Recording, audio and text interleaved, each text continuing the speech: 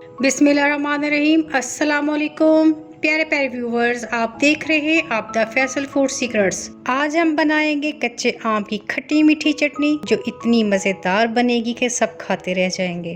तो चलिए बनाना शुरू करते हैं।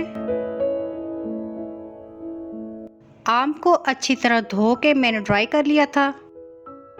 अब हम इसको छील लेंगे। सारे आम मैंने छील लिए हैं। अब इसे कद्दूकश कर लेंगे।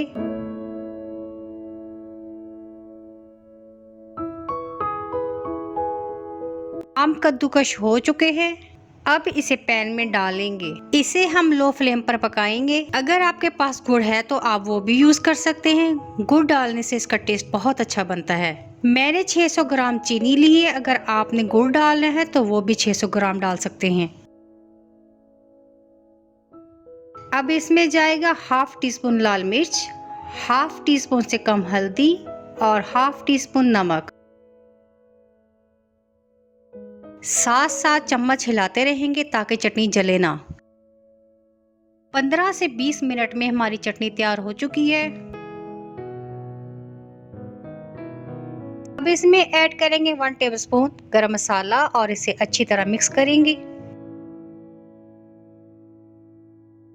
आम की खट्टी मीठी चटनी तैयार हो चुकी है। ये देखें माशाल्लाह कितना ज़बरदस्त टेक्सचर, कलर और ज़बरदस्ती खुशबू आ रही है। आप इसे एयर टाइट जार में महफूज कर सकते हैं और 1 साल तक खा सकते हैं।